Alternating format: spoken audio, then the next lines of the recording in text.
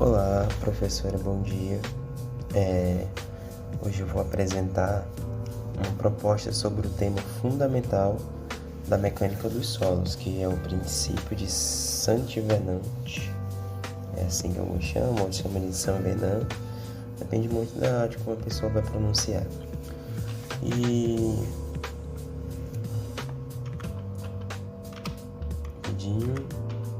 o que seria esse princípio? Onde que essa teoria ela é utilizada?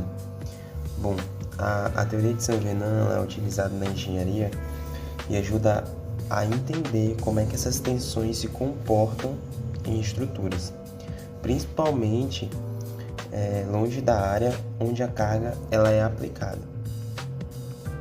Então, partindo disso, o que seria esse princípio de Saint-Venant? Bom, o princípio diz que as tensões em regiões afastadas do local onde aplicamos uma carga, eles não dependem muito de como a carga foi aplicada exatamente. Ou seja, se a carga tem a mesma intensidade e direção, o efeito longe dela será o mesmo, mesmo que a forma de aplicação venha a mudar.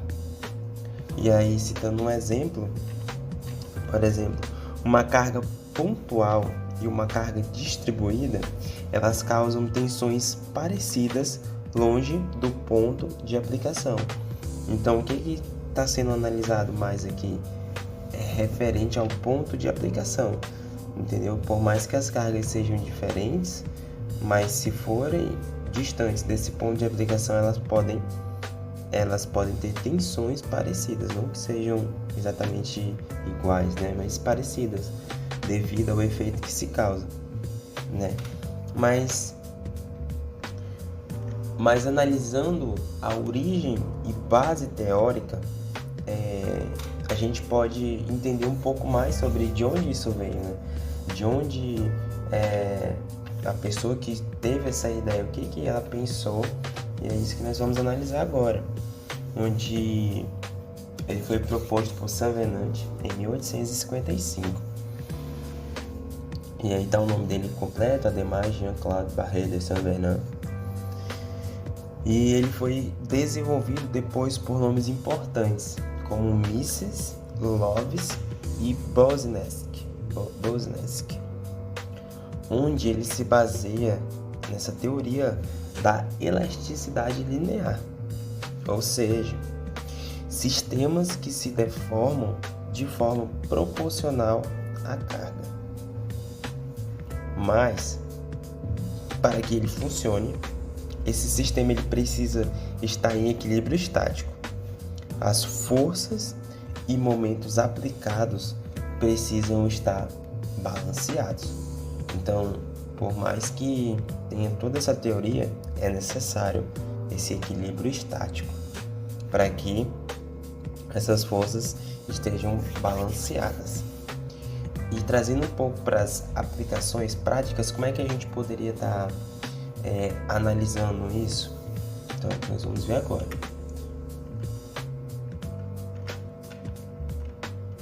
Aqui foi só um enunciado formal que eu trouxe, né, uma frase, onde ele fala assim: tensões causadas por forças aplicadas numa região pequena tornam-se desprezíveis a distâncias comparáveis ao tamanho da região, desde que o sistema tenha mesma resultante e momento. Lendo novamente.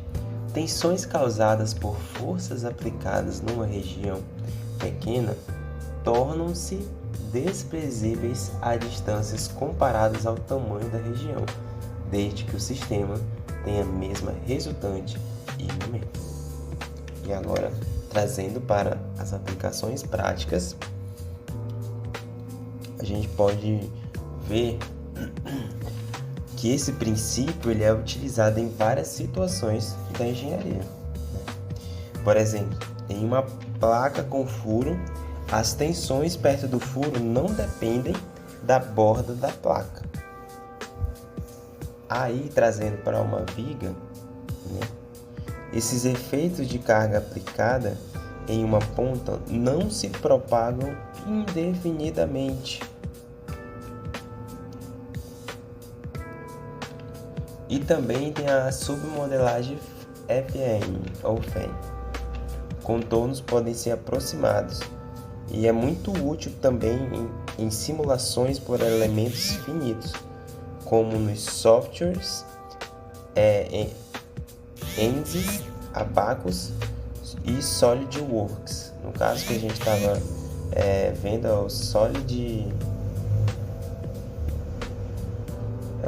né? E aí, trazendo um pouco aqui, deixa eu ver se está aparecendo o mouse. Só a questão da viga, né? Vamos supor aqui tem uma grande viga, e essa viga ela está sendo aplicada aqui a tensão, né?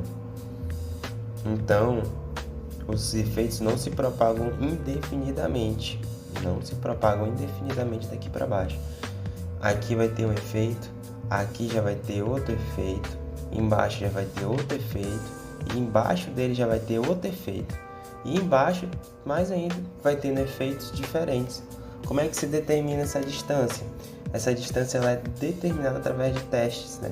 Não tem como eu só chegar e falar, não, a distância daqui é tal. Não tem. Vai ser feito teste, através desse teste vai calcular as tensões daqui de baixo, e assim por diante vai, né?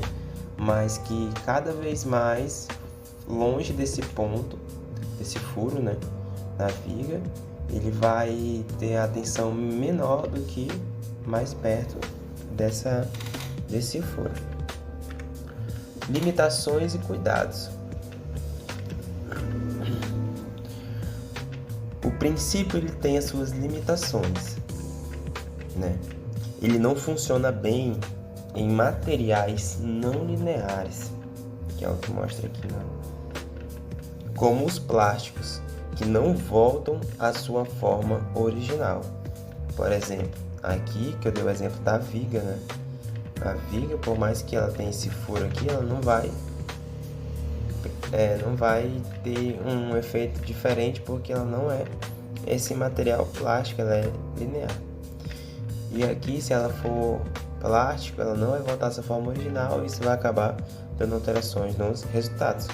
E também não é confiável em estruturas muito finas, onde as perturbações elas podem se propagar mais facilmente. E também tem os casos especiais, né? Pequenas mudanças, grandes efeitos, em que essas pequenas mudanças podem causar grandes efeitos inesperados. Aí aqui tem o SolidWorks, os softwares, né, onde isso é aplicado em engenharia, ideal para transições, contato, aterramentos, simplificação de modelos.